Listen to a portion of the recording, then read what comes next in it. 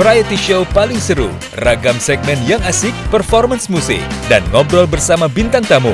Awal namanya kan naik nih, emang sering cover ya? Panjang apapun kalau emas cukur yang potong aku ikhlas. Bersama host Doli Sapri dan Nexa Paisan. Kenapa kepikirannya abu-abu batu? Cover. Seblak Show, serunya blak-blakan. Senin sampai Kamis, pukul 11 waktu Indonesia Barat.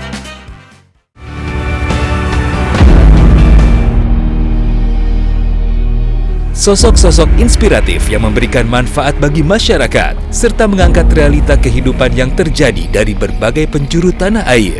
Kalian melihat hijau di mana-mana, krisis air itu nyata. Hal yang berkaitan dengan upaya reforestasi selalu kita gambarkan di mana-mana. Inspirasi Indonesia, setiap hari, pukul 14.30 waktu Indonesia Barat. Fokus membangun di kampung saya. Bentangan alam nan memukau, seni dan warisan budaya yang beragam. Mari jelajahi keindahan Nusantara melalui program Pesona Indonesia. Setiap hari, pukul 14 waktu Indonesia Barat.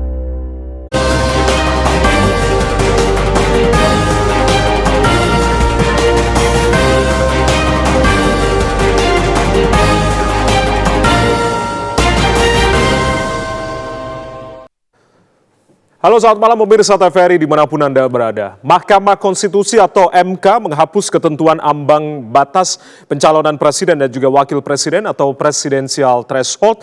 Dan hal ini diputuskan dalam sidang perkara yang digelar pada siang kemarin. Dalam pertimbangan, para hakim Mahkamah Konstitusi menilai adanya ambang batas 20% ini tentunya tidak efektif dan rawan konflik kepentingan. Hakim juga tentunya menimbang hadirnya presidensial threshold menyebabkan kecenderungan pilpres dilaksanakan dengan dua pasangan calon. Majelis Hakim juga memutuskan pada akhirnya mengabulkan permohonan penghapusan ambang batas sehingga pada pemilu selanjutnya ini seluruh partai politik berhak untuk bisa mengusulkan calon presiden dan juga calon wakil presiden. Mahkamah Konstitusi juga meminta DPR untuk segera merevisi Undang-Undang Nomor 7 Tahun 2017. Apa kemudian dampak dari putusan Mahkamah Konstitusi menghapus presidensial threshold dan bagaimana juga untuk memastikan bahwasanya putusan Mahkamah Konstitusi ini tidak diubah melalui revisi undang-undang di DPR yang nantinya akan dibahas atau bergulir di DPR. Apakah juga ini angin segar bagi partai politik dalam Pilpres 2029 mendatang? Kita akan bahas dalam Dialog Indonesia Bicara TVRI malam hari ini bersama saya Ardianto Wijaya dengan fokus tema kita adalah presidensial threshold yang dihapus. Sudah bergabung bersama kami secara daring sejumlah narasumber. Kita akan perkenalkan satu persatu. Pak Hadar Nafis Gumai, peneliti utama Lembaga Pemantau Pemilu Netgrid. Pak Hadar, selamat malam, salam sehat. Selamat malam, salam sehat semuanya, terima kasih. Terima kasih sudah hadir secara daring malam hari ini. Prof. Firman Nur, peneliti utama Pusat Riset Politik BRIN. Prof. Firman, selamat malam, salam sehat Prof. Selamat malam. Baik, terima kasih. Lalu ada Pak Dedeng Zamawi, pengamat hukum tata negara Universitas Sriwijaya, langsung bergabung dari Palembang, Sumatera Selatan. Pak Dedeng, selamat malam, salam sehat. Selamat malam, salam sehat TVRI dan semuanya. Baik, sebelum kita akan mulai diskusi kita di malam hari ini terkait dengan rasa-rasanya ini adalah kado awal tahun begitu, nanti Pak Hadar akan bercerita terkait dengan pengalaman yang sangat luar biasa terkait dengan presidensial threshold ini. Saya akan tampilkan terlebih dahulu, ini adalah grafis terkait dengan 5 fakta penghapusan ambang batas pencalonan presiden dan juga wakil presiden berikut ini.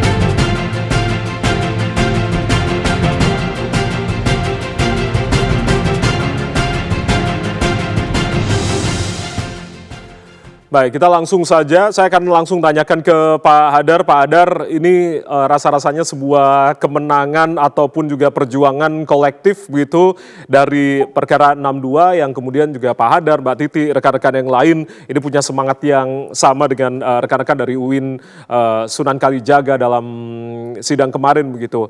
Sebuah kado awal tahun, kemudian dengan dikabulkannya permohonan tidak ada lagi syarat dari ambang batas ini. Kemudian kalau dilihat dari hal-hal yang kemudian dipertimbangkan oleh Mahkamah Konstitusi, rasa-rasanya ada fakta-fakta baru begitu ya Pak Hadar ya, yang menyebabkan Mahkamah Konstitusi ini berubah pendirian ataupun juga goyah imannya begitu dalam artian. Apa yang kemudian menjadi pertimbangan dari para hakim meskipun ada dua yang dissenting opinion ini, Pak Hadar? Baik, terima kasih. Jadi memang ini adalah satu produk yang menggembirakan dari Mahkamah Konstitusi kita di awal tahun, yang membuka atau membangkitkan kembali optimisme kita semua. Demokrasi yang dipandang banyak menurunnya, sekarang saya kira bisa kembali mudah-mudahan ke level kualitas yang lebih baik kembali. Dan terutama ini di dalam proses pemilihan pasangan calon presiden dan wakil presiden. Di mana selama ini pemilihan presiden dan wakil presiden itu tidak terlalu terbuka karena sangat dibatasi dengan adanya ambang batas pengajuan calon presiden dan wakil presiden ini. Jadi dengan ambang batas itu, maka itu hanya memberikan ruang besar kepada partai-partai politik besar, tapi tidak demikian dengan partai politik baru atau partai yang peserta pemilu tetapi tidak mempunyai kursi, atau bahkan partai sedang sendiri untuk maju dan seterusnya. Dan ini saya kira sesuatu yang tidak sehat, karena akan berputar di kekuatan politik dominan tertentu saja begitu. Nah, kenapa kemudian Mahkamah Konstitusi berubah dari 5 pemilu yang sudah berjalan, penerapan dari pemilihan presiden secara langsung ini, yang sudah menerapkan ambang batas pengajuan pasangan calon presiden dan wakil presiden. Saya kira satu ada pengalaman yang panjang yang ternyata terlihat banyak masalah-masalahnya daripada meningkatkan kualitas pemilihannya. Jadi misalnya saja masyarakat kita, para pemilih itu tidak mempunyai ruang yang besar untuk punya pilihan-pilihan yang jumlahnya cukup, tidak menggambarkan betul aspirasinya. Semua itu sudah separuh jalan disodorkan dengan partai-partai politik yang dominan, ini saja calonnya begitu. Nah, jadi dengan adanya penghilangan presidensial threshold, maka ruang masyarakat untuk bisa memilih dengan banyak pilihan itu menjadi terbuka. Nah, praktek ini terlihat oleh Mahkamah Konstitusi kita. Sayangnya memang harus sampai secara total 36 gugatan dan sudah melalui 55 pemilu berlalu, baru ini dilihat begitu. Nah, kemudian juga bahwa sistem presidensial kita itu akan lebih kokoh gitu ya, secara teorinya dengan adanya presidensial threshold ini. Tapi ternyata itu juga tidak terlalu terbukti. Karena sebetulnya kekuatan itu bisa dibentuk tanpa harus bersama-sama sejak awal untuk mendukung satu pasangan calon misalnya. Jadi ada sejumlah praktek yang kemudian barulah disadari, sehingga baru kinilah Mahkamah Konstitusi merubah cara pandangnya bahwa pasal 222 itu memang betul bertentangan dengan konstitusi kita. Jadi walaupun ada dugaan saya juga, ini juga mungkin ada keberanian para hakim kali ini untuk bisa mungkin melawan kekuatan rezim yang mungkin menginginkan sebetulnya presidensial threshold ini bertahan. Oke, ada keberanian dari para hakim untuk kemudian tadi Pak Hadar mengatakan melawan rezim begitu. Ada meskipun pengalaman panjang 5 kali pemilu, ada 30 kali lebih, 35 kalau tidak salah. Karena ini perkara yang paling banyak permohonan pengujian karena sebanyak 36 kali Pak Hadar tadi katakan ditolak terus karena open legal policy, kewenangan terbuka dari pembentuk undang-undang begitu. Saya langsung ke Prof. Firman. Kalau apa yang tadi sudah disampaikan oleh Pak Hadar begitu, artinya sejauh mana Anda kemudian melihat beragam pertimbangan hakim yang sebelumnya begitu sebelum para hakim di periode ini mengabulkan begitu, Pak Prof. Firman, silakan. Iya, ini seperti embun penyejuk di tengah kehausan ya. Saya tidak ingin mengatakan this is the last bastion ya, benteng terakhir demokrasi, karena banyak sebetulnya benteng terakhir itu, tapi ini salah satu benteng yang sangat performanya sangat memukau lah. Di antara cabang-cabang trias politika, saya kira ini yang MK ini yang masih sejalan atau setidaknya sejalan kembali dengan semangat reformasi bangsa ini ya, yang ingin betul-betul mengembalikan kedaulatan rakyat di tangan rakyat secara utuh, secara gamblang, secara seluas-luasnya, dan itu sudah dipraktikkan saya kira lebih dari sekali ya dalam kurun waktu beberapa bulan terakhir ini, dan ini saya kira merupakan saya sepakat satu hadiah awal tahun yang sangat kita hargai, dan saya kira ini berangkat dari mungkin situasi yang memang justru menjadi pemicu bagi para hakim untuk membuat terobosan-terobosan yang memang harus dilakukan. Meskipun sebetulnya tidak terbayang mengingat bahwa dalam beberapa tahun terakhir kondisi demokrasi kita kan dinilai sebagai mengalami stagnansi atau regresi.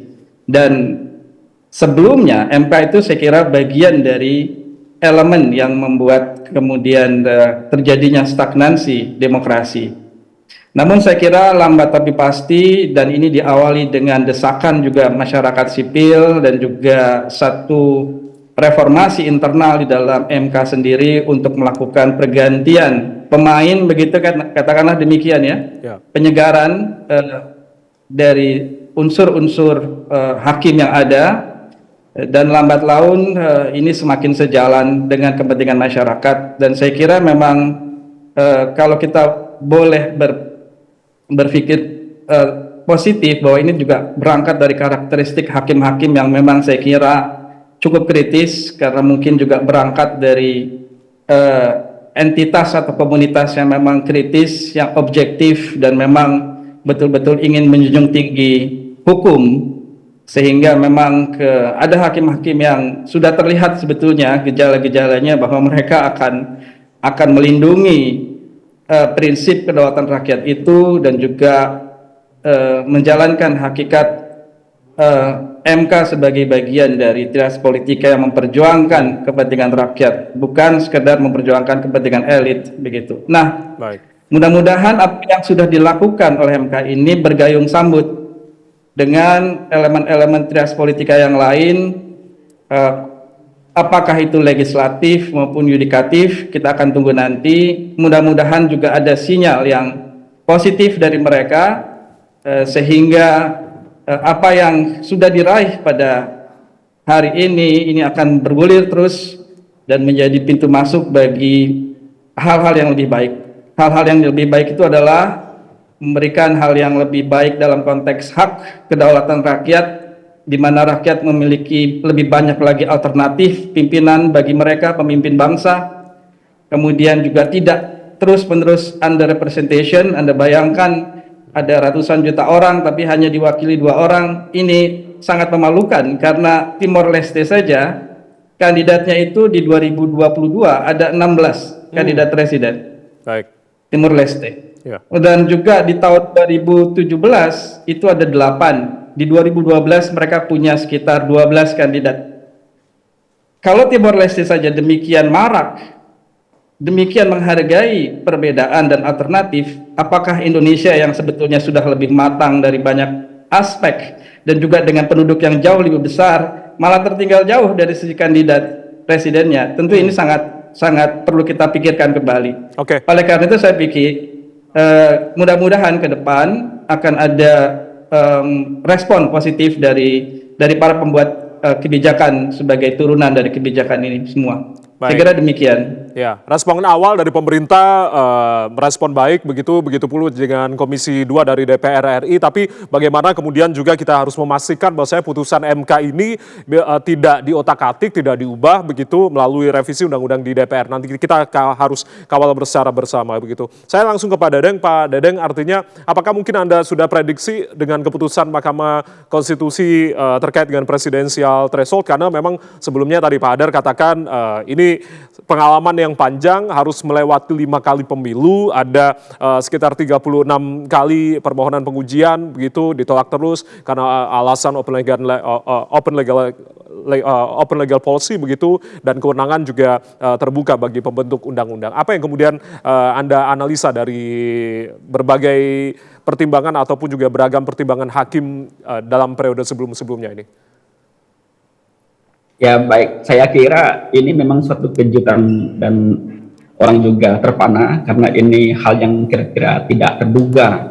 Karena kita lihat sebanyak pada saat ini di sidang itu ada 33 permohonan tentang pasal 222 dari Undang-Undang Nomor 7 tahun 2017 tentang pemilu.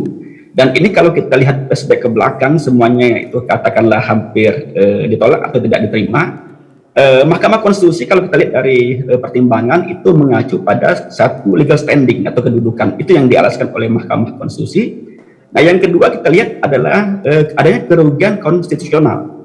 Nah, jadi kalau kita lihat permohonan yang terakhir yang ternyata cukup dikejutkan ini menjadi analisa juga kadang-kadang aspek kedua hal tersebut. Tetapi saya kira semangat dari para hakim Mahkamah Konstitusi itu cukup tinggi untuk mensupport demokrasi di Indonesia. Ini kita lihat pada sidang pendahuluan, artinya ada masukan-masukan yang diberikan oleh para hakim MK terhadap para pemohon, dan ini juga karena pemohonnya ini adalah para mahasiswa dan hakim MK menganggap hal ini adalah hal objektif ya, yang didalilkan oleh MK. Karena itu juga setelah pelaksanaan daripada pemilihan umum. Nah yang perlu kita tekankan kepada Mahkamah Konstitusi artinya bahwa Mahkamah Konstitusi harus berani dalam menguji suatu permohonan yang masuk itu tidak hanya pada level legal standing dan kerugian konstitusional, tetapi pada objektivitas dari para pemohon. Nah ini artinya bahwa pada hari ini kita melihat bahwa Mahkamah Konstitusi berani memutus dan kita masih menaruh harapan dan kepercayaan kepada MK bahwa hakim-hakim MK ini mensupport adanya untuk demokrasi di Indonesia. Selalu saya kira partai politik tidak boleh saja duduk manis, saya kira harus lebih bekerja keras karena ini akan melihat calon-calon yang akan diusulkan oleh partai-partai politik. Tidak lagi sistemnya feudalistik, kita harapkan ke depannya lebih alami nanti. Justru dengan adanya putusan Mahkamah Konstitusi ini kita harapkan sistem presidensial kita ini nanti akan berimbang menjadi sistem presidensial yang ideal. Karena nanti ada pihak yang kontra itu agak cukup lebih banyak. Yang kita lihat selama ini dengan ketentuan pasal 222 ini itu pendukung daripada presiden yang terpilih itu cukup dominan, sehingga yang kontrol di luar ada sedikit sekali. Nah harapan kita nanti ada proses yang alami untuk menyeimbangkan sistem presidensial yang ideal di Indonesia. Nah dari harapan putusan Mahkamah Konstitusi ini ke depan, harapan kita tentu Mahkamah Konstitusi itu melihat dari objektivitas pemohon. Saya kira yang kedua tidak hanya berpaku pada legal standing dan kerugian konstitusional. Saya kira sementara itu. Baik, dengan putusan ini apakah kemudian bisa menjamin begitu Pilpres kemudian di tahun 2029 ini lebih inklusif nantinya, dan bagaimana implementasinya nanti, apa yang kemudian harusnya dilakukan, karena kalau melihat dari pesan dari Hakim MK memang harus ada rekayasa konstitusi yang kemudian juga harusnya dilakukan begitu untuk bisa memastikan secara jumlah dan juga kualitas ini. Saya nanti akan tanyakan ke Pak Hadar, Prof. Firman, dan juga Pak Dedeng. Masih di Dialog Indonesia Bicara, kami kembali usai jeda berikut ini. Tetap bersama kami.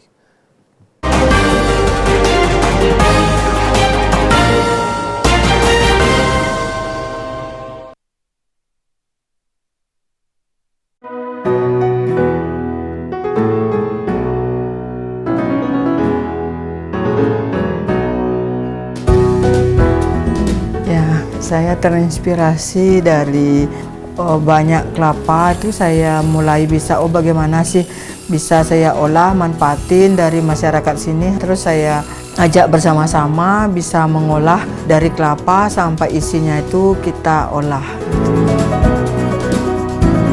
Ya, kita juga untuk sekarang ini melibatkan masyarakat kita di sekitar dengan mengolah batok kelapa, jadi mendapatkan uang tambahan dari ibu-ibu di sini.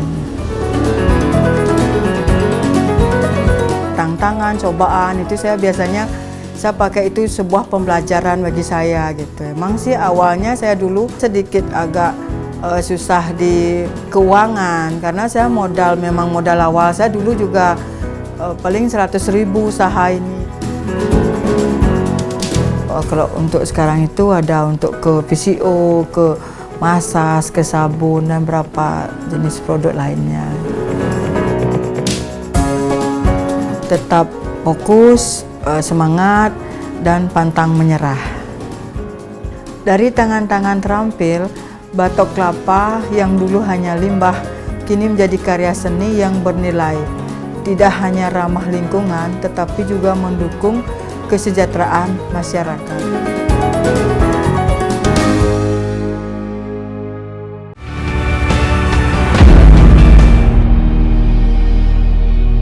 Sosok-sosok inspiratif yang memberikan manfaat bagi masyarakat, serta mengangkat realita kehidupan yang terjadi dari berbagai penjuru tanah air. Kalian melihat hijau di mana-mana, krisis air itu nyata. Hal yang berkaitan dengan upaya reforestasi selalu kita gambarkan di mana-mana. Inspirasi Indonesia, setiap hari pukul 14.30 waktu Indonesia Barat. Fokus membangun di kampung saya.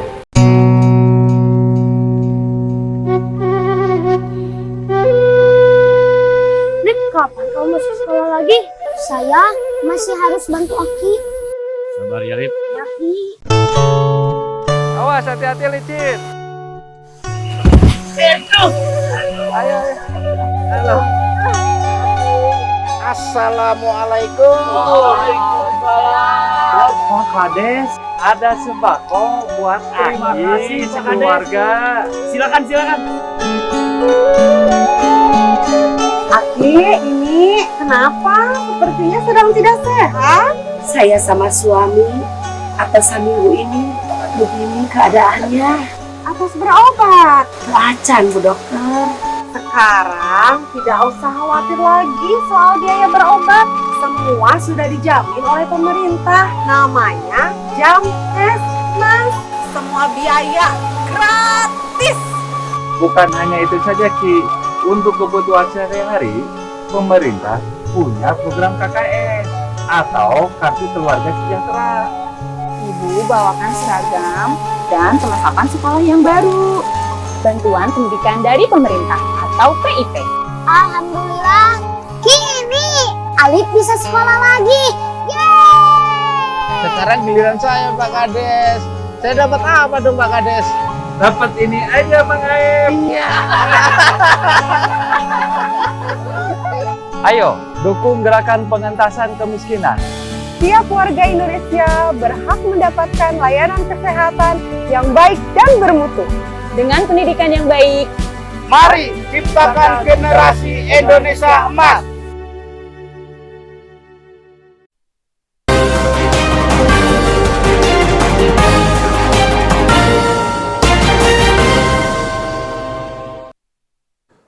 Malam hari ini kita masih membahas terkait dengan presidensial threshold yang telah dihapus oleh Mahkamah Konstitusi. Masih bersama dengan Pak Hadan Hafiz Gumai dari Netgrid, lalu Prof. Firman dari BRIN, dan juga Pak Dedeng dari Pengamat Hukum Tata Negara Universitas Sriwijaya, Sumatera Selatan. Saya langsung ke Pak Hadar kembali. Pak Hadar, dengan adanya putusan dari Mahkamah Konstitusi, tentunya banyak begitu peluang nantinya bagi para pasangan calon presiden dan juga calon wakil presiden dalam Pilpres 2029 mendatang dari banyak parpol juga begitu.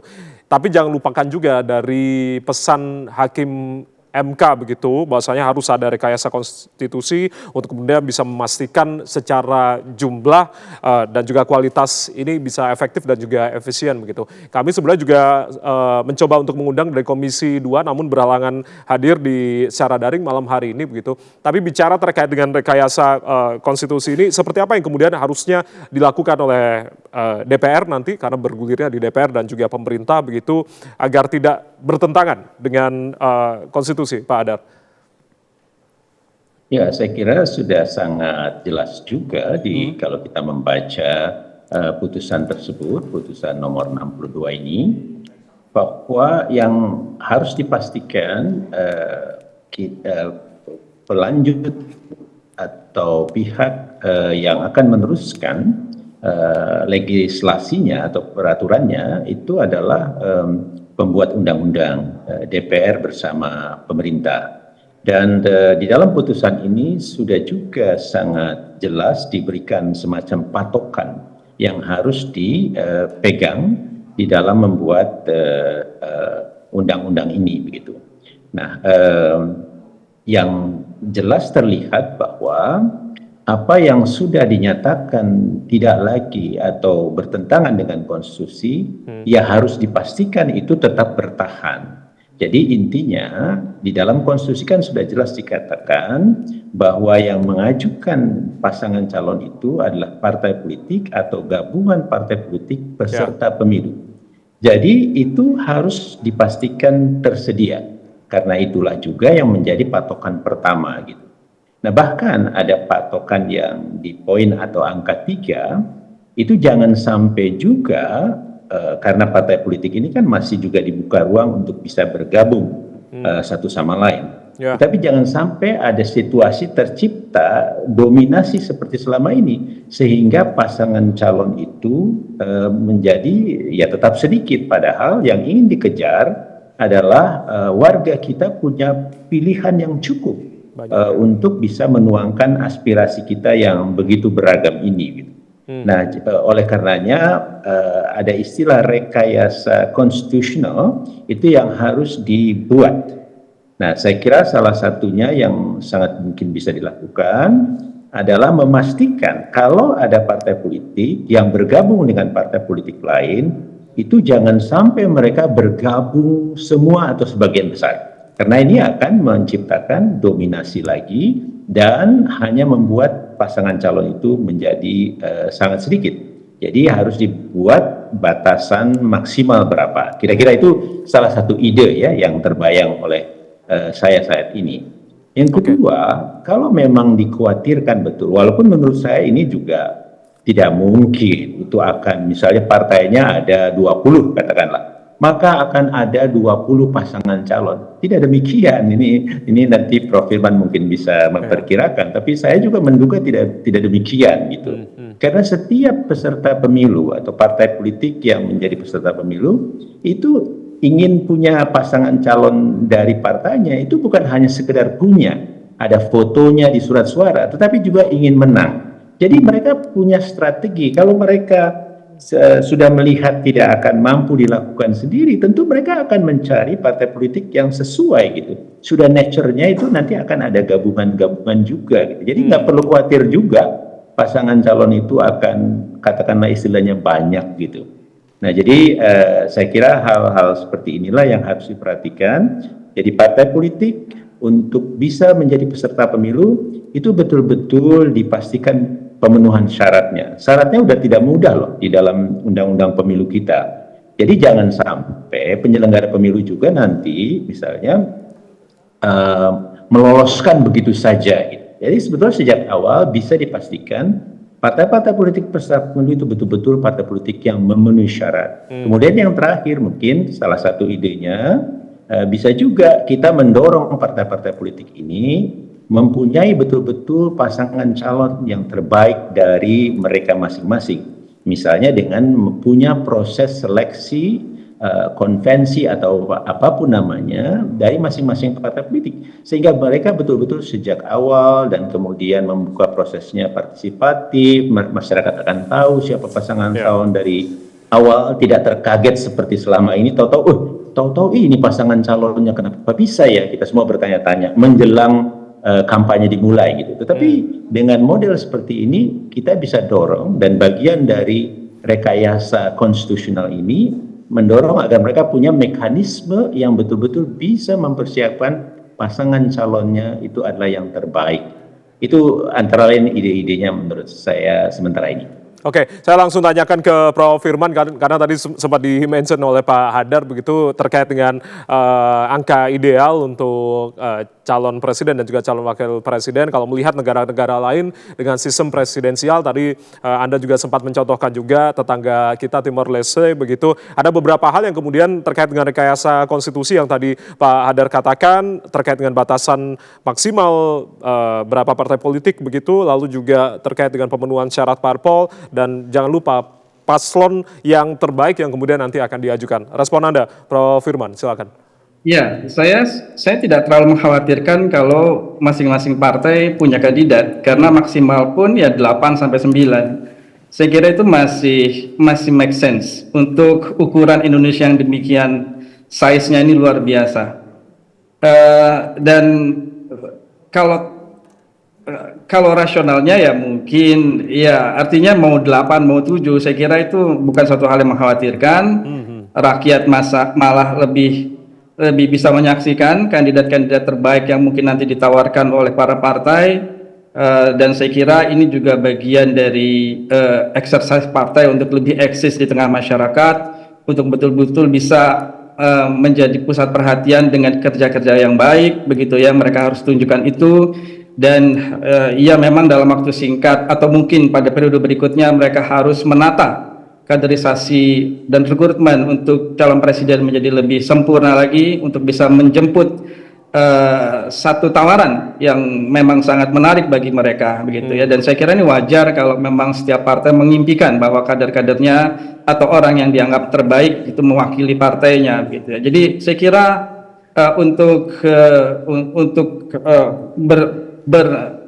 berkelimpahannya kandidat, saya kira saya tidak khawatir karena toh tidak sampai demikian banyak begitu ya. Apalagi tadi Mas Hadar juga bilang partai juga pasti akan berhati-hati ya, akan sangat rasional di dalam menentukan apakah mereka maju atau tidak gitu kan. Karena yang terpenting adalah mereka bisa mewarnai kekuasaan gitu ya, dan itu kan tidak mesti harus menjadi RI 1 begitu ya.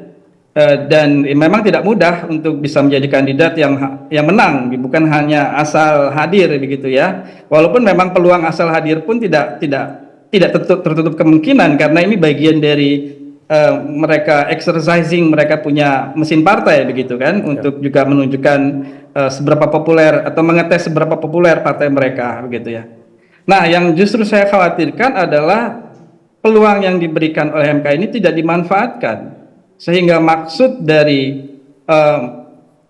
munculnya kandidat yang lebih banyak sebagai bagian dari hakikat demokrasi yang memberikan kesempatan lebih banyak bagi warga negara untuk menjadi pemimpin bangsa, dan juga memberikan kesempatan masyarakat untuk berpartisipasi menjadi lebih bergairah lagi, dan juga untuk menghindari underrepresentation di mana tendensi sekarang sudah semakin terlihat ya, ada kota kosong atau kandidat yang hanya 2 begitu ya. Ini kan satu masa depan yang buruk bagi kedaulatan rakyat kita ya. Partisipasi politik juga demikian. Prof. Firman, ini khawatir terjadi gitu ya. Artinya yang terjadi justru Anda nilai ini tidak dimanfaatkan itu karena memang adanya koalisi besar, bisa jadi karena mereka belum siap. Ya, mereka belum siap sebagai partai, karena memang selama ini kan sistem yang ada tidak membuat mereka cukup bergairah ya. Mereka bikin partai tapi akhirnya mengandalkan kandidat dari kader lain ya. Jadi kurang bergairah. Atau karena memang sudah ada kesepakatan yang bersifat elitis. Nah, ini yang membuat saya menjadi semakin khawatir gitu ya. Mengingat juga perlu pembenahan lebih lama lagi, saya kira perlu pembenahan lah ya bagi partai-partai untuk bisa betul-betul meraih top performance begitu ya. Kalau memakai kacamata misalnya kesempatan yang ada di masa-masa sebelumnya, ada kecenderungan juga mungkin partai-partai masih merasa nyaman dengan bergabung pada koalisi besar. Mereka tidak perlu keluar uang banyak karena mungkin juga sudah ada yang mendanai. Ada oligarki yang menalangi kegiatan mereka. Mereka tidak perlu capek-capek berjibaku, tapi mereka bisa mewarnai kekuasaan, begitu ya. Apalagi kemudian dari sisi kematangan untuk mau bertarung itu kan belum seutuhnya dimiliki. Tapi kita lihatlah ke depan apakah memang partai-partai akan bersemangat menyambut tawaran ini dan kemudian bisa langsung melakukan akselerasi dari sisi pelembagaan, dari sisi ideologisasi, dari sisi penguatan jaringan untuk bisa menjemput kesempatan ini di tahun-tahun yang akan datang, gitu. Atau mereka tetap terpinah-bobokan dengan sistem yang saat ini yang memungkinkan mereka tidak perlu kerja maksimal, tapi mereka bisa menikmati kue kekuasaan, gitu.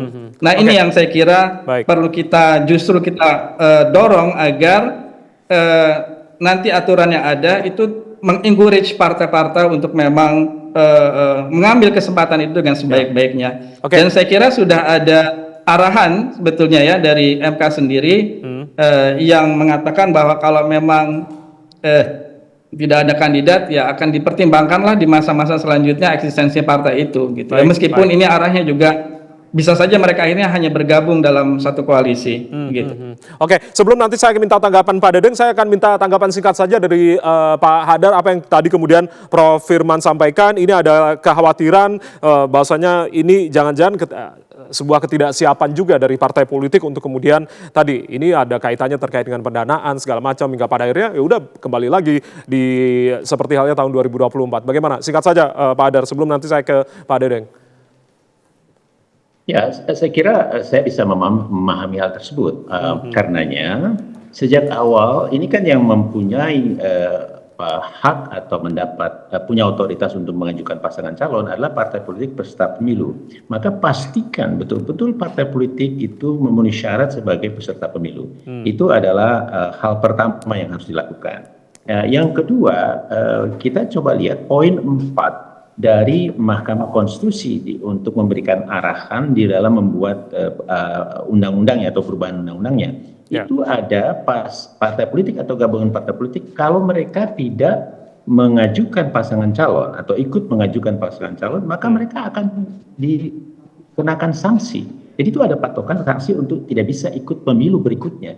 Jadi sebenarnya pagar ini sudah disiapkan juga oleh Mahkamah Konstitusi. Dan kalau ini memang betul-betul dimanfaatkan di dalam elemen-elemen penataan dari konstitusional dari undang-undang ini, maka saya kira ini bisa membantu begitu. Jadi kita tidak perlu terlalu jauh juga khawatir tentang kesiapan partai politik. Tentu bisa juga hal yang lain bahwa misalnya pendanaan menjadi kekhawatiran, ya tentu kita perlu mencari model pendanaan yang kemudian itu bisa mendorong sebetulnya partai-partai politik kita. Akibat dari pengaturan pendanaan yang tidak jelas, justru yang belakangan ini dikeluhkan oleh Presiden Prabowo tentang biaya tinggi, itu sebetulnya tentang pengaturan dana pemilihan kita, dana pemilu kita. Nah, ini juga bisa menjadi bagian dari penataan institusional di dalam peraturan pemilu kita. Baik. Saya langsung ke Pak Dedeng minta tanggapan apa yang sudah disampaikan oleh Prof. Firman dan juga Pak Hadar barusan. Nanti bolanya akan ke DPR dan juga pemerintah kemudian terkait dengan revisi Undang-Undang Nomor 7 Tahun 2017 ini, apa yang kemudian harus dilakukan terkait dengan revisi ini untuk bisa memastikan bahwa putusan Mahkamah Konstitusi ini tidak dirubah lagi atau tidak diutak-atik lagi setidaknya begitu, karena memang harapan kita semua yang harus kita kawal ini di DPR nantinya. Pak Dedeng.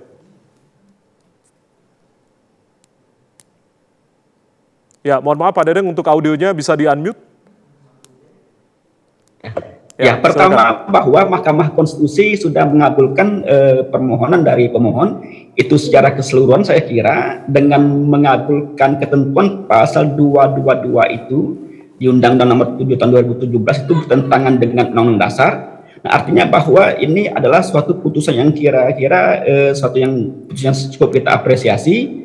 Nah, sebagai lembaga negara, Mahkamah Konstitusi ini lembaga negara yang disebut Undang-Undang Dasar. DPR juga adalah lembaga negara yang disebut Undang Dasar dan mereka setara saling menghormati. Saya kira DPR harus cepat menindaklanjuti dari putusan Mahkamah Konstitusi ini dengan katakanlah memperbaiki daripada undang-undang pemilu. Nah, bagaimana DPR mampu mengcover, artinya untuk mempersiapkan dengan dihapuskannya ketentuan dari presiden threshold tersebut. Saya kira apa yang disampaikan oleh Pak Hadar tadi, saya sependapat. Pertama, pemerintah saya kira perlu memperketat verifikasi dari partai politik, saya kira, karena jangan kita khawatirkan dengan adanya dihilangkannya ketentuan ini, banyak bermunculan parpol baru dengan harapan untuk mengusung calon presiden. Nah, maka ini, verifikasi dari parpol saya kira perlu diperketat untuk dalam arti meningkatkan kualitas dari partai politik. Nah, ini bagaimana KPU dapat bekerja dengan demikian. Selanjutnya, misalnya nanti pembentukan partai politik ini dari Kemenkumham itu tidak secepatnya mengabulkan, artinya syarat-syarat dari partai politik itu bisa dijamin dari hal segi kualitas, ketersebaran, dan hal-hal lain yang diatur melalui ketentuan dari partai politik. Nah, yang selanjutnya bahwa memang dari DPR, dari Dewan Perwakilan Rakyat, saya kira memang harus cepat mengcover ini untuk mendukung, saya kira ini mendukung demokrasi. Dengan dihilangkannya ketentuan pasal ini, saya kira secara alami nanti kualitas demokrasi di Indonesia itu akan lebih baik. Tetapi kita perlu berkaca juga, banyak sekali parpol-parpol yang berdiri di Indonesia, kita sekitar tahun 83, bagaimana parpol, lalu awal reformasi, bagaimana partai politik, lalu dibentuk parliamentary threshold yang tujuannya untuk agar parpol itu tidak kebablasan. Nah, ini bagaimana juga perlu dipikirkan oleh DPR dalam menindaklanjuti daripada putusan MK ini. Saya kira itu, saya kira. Baik, nanti kita masih akan bahas terkait dengan penghapusan presidensial threshold oleh Mahkamah Konstitusi. Usai jeda, kami akan kembali. Tetaplah bersama kami.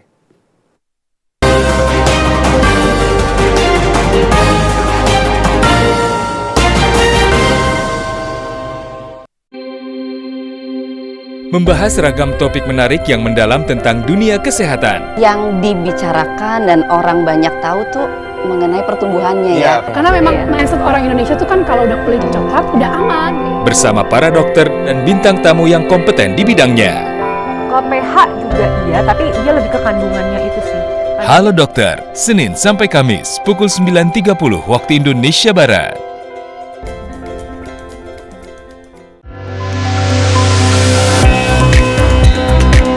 Bentangan alam nan memukau, seni dan warisan budaya yang beragam.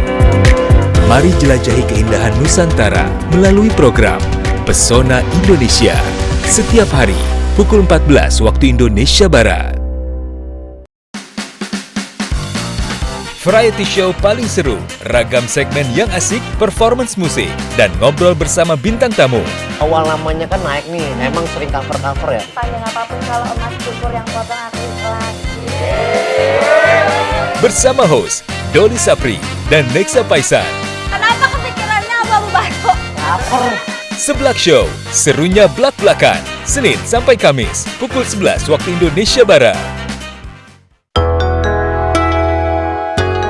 Pandemi memaksa kami beradaptasi dan terus berinovasi, sehingga kami terus melangkah. Usaha ini berjalan pertama kali di tahun 2017 pada saat Raja Salman ke Bali, dan pada waktu itu memperkenalkan anyaman ate yang model bulat. Kerajinan ate ini memang dari Desa Adat Gumung terlahirnya, karena itulah kami mencobanya. UMKM kami memang melibatkan seluruh masyarakat yang ada di Desa Adat Gumung, baik orang tua, anak-anak, remaja. Pemasarannya lewat Instagram dan Facebook, dan juga beberapa WA. Baik, mungkin harapan saya untuk UMKM yang baru berjalan, tetap semangat dan terus berinovasi sesuai perkembangan zaman.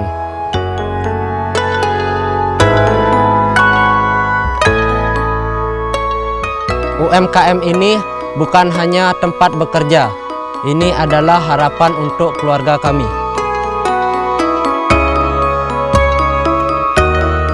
Ayo dukung perekonomian rakyat, pengrajin cerdas, pengrajin sejahtera.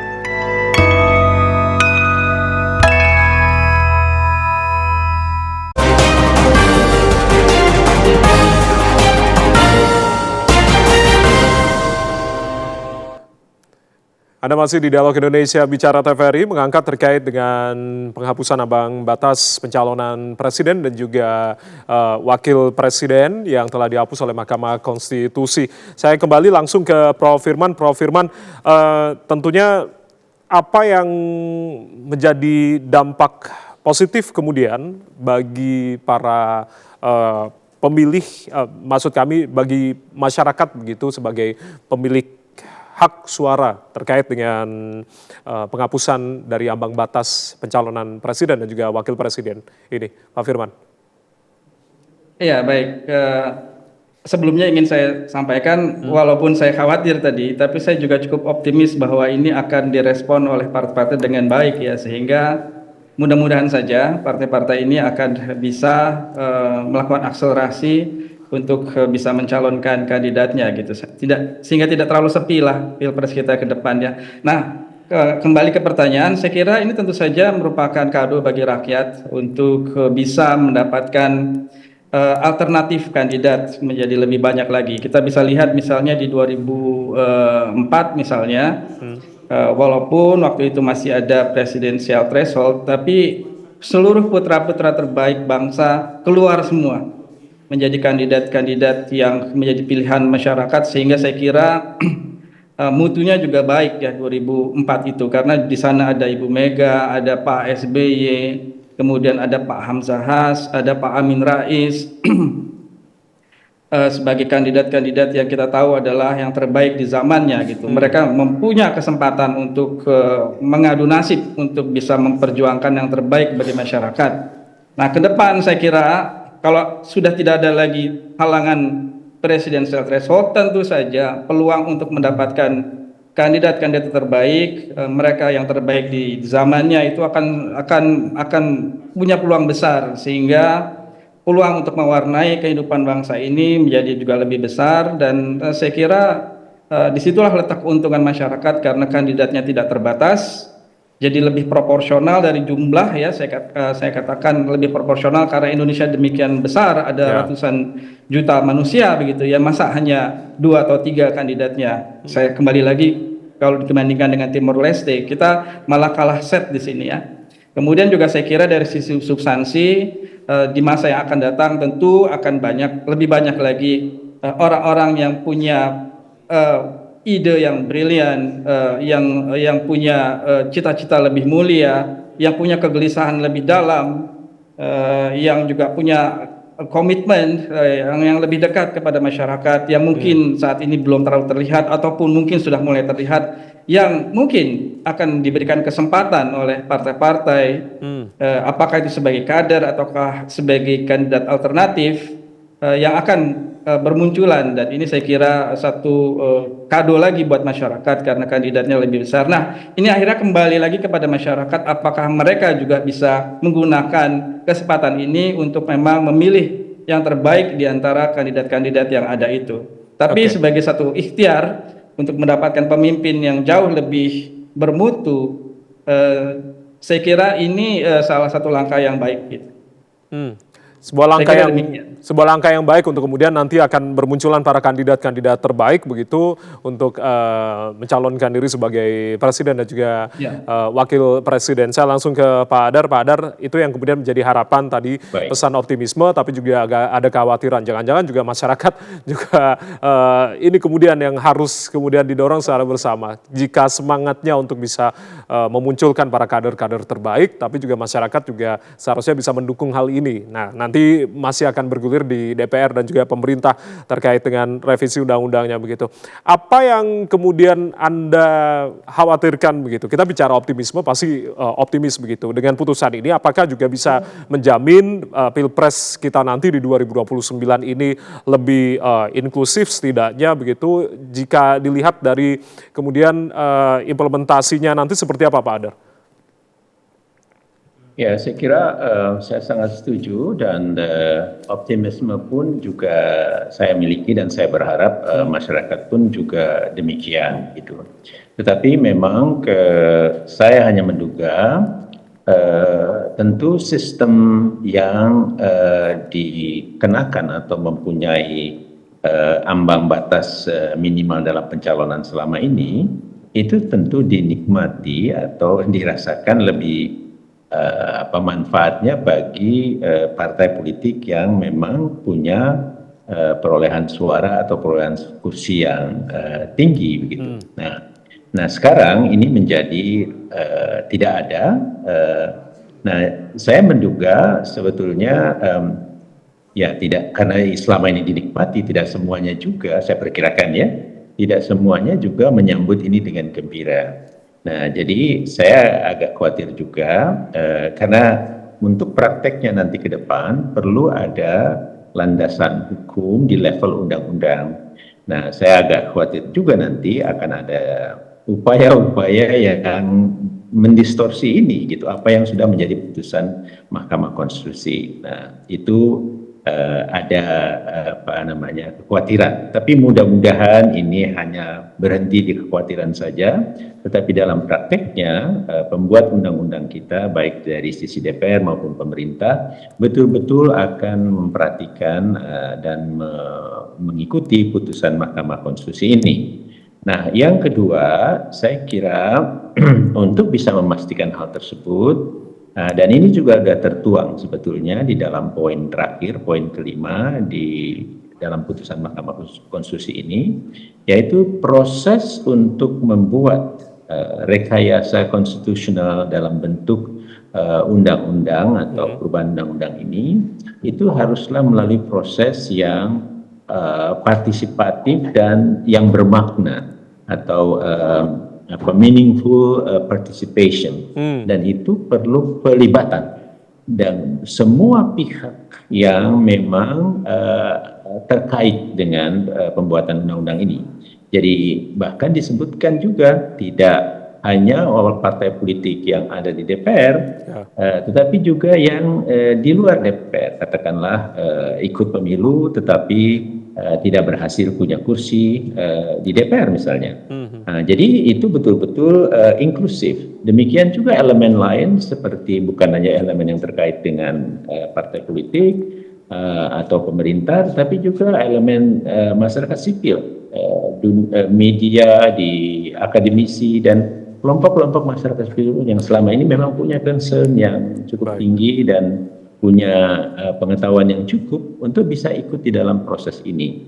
Nah, dengan cara seperti itu, saya memperkirakan atau berharap pembuatan peraturan ini betul-betul bisa sesuai dengan apa yang diputuskan atau yang dimaksudkan oleh putusan Mahkamah Konstitusi. Oke, itu pesan optimisme dari Pak Adar, meskipun ada kekhawatiran upaya-upaya untuk bisa tadi terkait dengan putusan Mahkamah Konstitusi ketika nanti bergulir di DPR begitu. Saya langsung ke Pak Dedeng. Pak Dedeng menambahkan apa yang kemudian disampaikan Prof. Firman dan juga Pak Adar tadi. Ya, saya sepakat dengan Prof. Firman. Nanti harapannya bahwa masyarakat ada calon-calon yang kira-kira pada masanya akan tampil, itu menjadi pilihan dari rakyat saya kira. Nah, lalu yang diharapkan dengan putusan ini, demokrasi kita bisa menjadi lebih baik, lebih berkualitas dan lebih alami saya kira.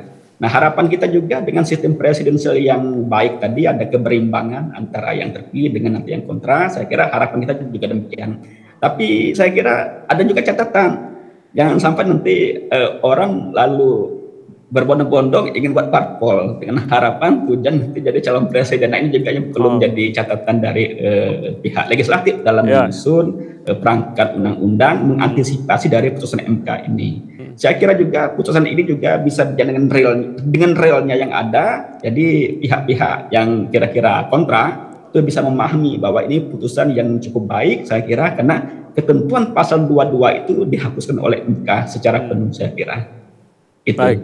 Ya, karena di segmen ini kita terakhir, saya akan minta closing statement dari masing-masing narasumber. Saya langsung ke Prof. Firman. Prof. Firman, apa yang kemudian Anda sampaikan kepada para wakil rakyat kita nanti ketika mengawal dari revisi Undang-Undang nomor 7 tahun 2017 ini? Silakan, Prof. Fir.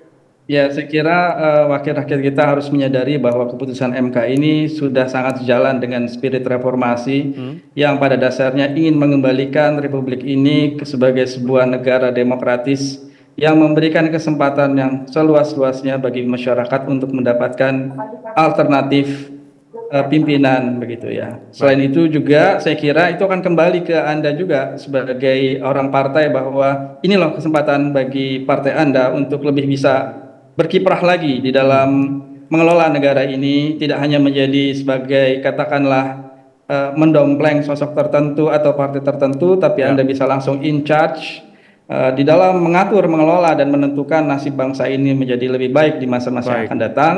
Sekaligus juga memberikan kesempatan pendidikan politik bagi masyarakat untuk terbiasa berbeda pendapat tapi dengan makna positif, di dalam makna bahwa mereka akan punya posisi yang berbeda-beda tapi untuk kepentingan yang sama. Pendidikan politik ini saya kira penting karena kalau hanya dibiasakan untuk memilih dua atau kurang, maka yang terjadi adalah pembiasaan untuk selalu ada polarisasi di tengah masyarakat dengan satu model pemilihan yang head to head, tapi juga akan membuat mereka menafsirkan demokrasi menjadi satu mekanisme politik yang bersifat elitis karena mereka tidak merasa terlibat dan diwakili di dalamnya. Baik. Saya kira itu. Jadi ini harus dipertimbangkan demi kebaikan partai politik itu sendiri, demi kebaikan masyarakat dan demi kebaikan demokrasi kita di masa-masa yang akan datang. Baik, presidensial threshold yang dihapus oleh MK bagian dari pendidikan politik itu yang tadi menjadi garis bawah dari Prof. Firman. Menambahkan dari Pak Dedeng, singkat saja Pak. Baik, kita mengapresiasi putusan MK cukup berani, objektif saya kira, dengan memberikan masukan-masukan waktu rapat pendahuluan. Nah, saya kira Mahkamah Konstitusi sebagai lembaga ketatanegaraan mensupport demokrasi di Indonesia. Mudah-mudahan ke depan MK juga berani memutus dengan objektivitas pada permohonan-permohonan lain. Saya kira ini hadiah bagi masyarakat Indonesia. Mudah-mudahan demokrasi kita menjadi lebih baik, Indonesia menjadi lebih maju. Saya kira demikian. Baik, terakhir Pak Hadar, apa yang kemudian Anda sampaikan untuk sama-sama mengawal dari proses revisi Undang-Undang 7 2017 ini sampai DPR-nya nanti akan, bolanya kan di DPR, bergulirnya di DPR dan juga pemerintah. Silakan singkat saja Pak Hadar. Ya, maaf masih tetap mau lihat ke belakang. Jadi perjalanan ini sebuah perjalanan yang tidak pendek, harus melalui 5 pemilu presiden dan wakil presiden. Tetapi apa boleh buat, itu sudah terjadi. Mari kita sama-sama kita melihat ke depan. Ini ada ruang yang besar untuk penataan kembali, khususnya di dalam pemilihan presiden dan wakil presiden melalui proses pengajuan pasangan calonnya. Nah, mari sama-sama kita ikut berpartisipasi untuk memastikan ruang yang terbuka ini betul-betul bisa direalisasikan dengan bermula membuat peraturan di level undang-undang yang akan memastikan bahwa pemilihan presiden dan wakil presiden akan betul-betul sesuai dengan apa yang diatur oleh konstitusi kita dan juga akan membuka ruang yang besar akan pilihan-pilihan pasangan calon sehingga kedaulatan yang memang ada di setiap orang warga negara pemilih Indonesia itu bisa menyampaikan aspirasinya. Saya kira itu harapannya kualitas demokrasi kita akan kembali meningkat. Baik, harapan kita semua tentunya. Terima kasih Direktur Eksekutif dari Lembaga Pemantau Pemilu Netgrid, Pak Hadar Nafis Gumai, Prof. Firman Nur, Peneliti Utama Pusat Riset Politik BRIN, dan juga Pak Dedeng Zamawi, Pengamat Hukum Tata Negara Universitas Sriwijaya sudah bergabung bersama kami. Salam sehat selalu, Bapak-Bapak. Selamat malam. Salam sehat. Terima kasih. Terima kasih. Terima kasih, sudah bergabung. Mas Hadar, Pak Dedeng. Sampai ketemu, Prof. Ya, Pak Hadar. Ya, dan saudara demikianlah Dialog Indonesia Bicara TVRI edisi malam hari ini. Saya Ardianto Wijaya. Mewakili teman-teman yang bertugas mengucapkan terima kasih atas kebersamaan Anda. Selamat malam, sampai jumpa.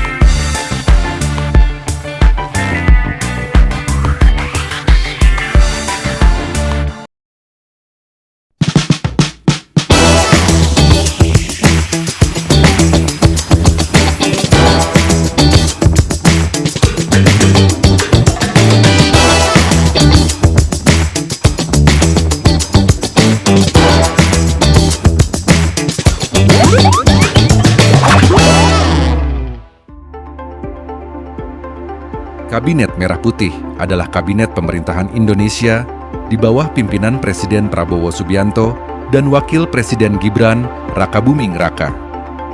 Prabowo Gibran mengusung visi Bersama Indonesia Maju menuju Indonesia Emas 2045. Selain itu, pasangan ini memiliki 8 misi yang disebut Astacita. Salah satu Astacita Presiden yaitu memperkuat reformasi politik, hukum, dan birokrasi, serta memperkuat pencegahan dan pemberantasan korupsi dan narkoba hingga pemberantasan judi online. Peran pemerintah dan masyarakat sangat diperlukan dalam membantu terwujudnya Astacita Presiden menuju Indonesia Emas 2045. Santai kawan, warung pengkolan di tempat paling nyaman.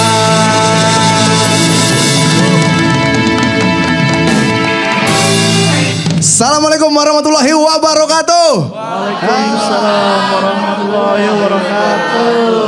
Selamat datang di Warung Pengkolan. Nongkrong asik, ngasal berisik. Tepuk tangan. Ini keren nih. Kenalin teman-teman, nama gue Afif Safi dan tema kali ini adalah Gelora Mewujudkan Astacita. Ada yang tahu Astacita itu apa? Bahkan kan ada nyanyiannya itu. Asta cinta, sebarkanlah benih-benih cinta. Bukan salah ya. Jadi Astacita itu adalah program visi misi dari kepemerintahan Pak Prabowo Gibran. Jadi untuk mewujudkan Indonesia Emas, programnya itu poin-poinnya ada 8. Ya, jadi setiap presiden itu pasti ada perwujudan visi misi seperti ini. Poinnya ada 8, tapi yang paling gua highlight adalah poin keempat dan ketujuh. 4 itu tentang SDM, meningkatkan kualitas SDM, pendidikan, masyarakat, kelayakan hidup, dan 7 memberantas korupsi, narkoba, dan lain-lain. Karena menurut gua, dengan sekarang nih, menteri kan ada 40-an, harusnya banyak lapangan pekerjaan yang ada. Orang-orang yang nganggur tuh sekarang harusnya udah bisa kerja. Karena gua kasihan banget ngelihat orang-orang yang nganggur. Pasti ada nih teman-teman kalian nih yang di setiap kalian datang kuliah, ya pergi kuliah jam 7 pagi, dia tuh posisinya lagi di pojok main handphone. Atau di luar rumah main handphone. Sampai kita pulang sore, posisinya belum berubah. Pasti ada tuh, teman-temanku banyak gitu. Gue kerja pagi jam 7, pulang jam 5, dia masih ada. Sampai gue teriakin, bang patung.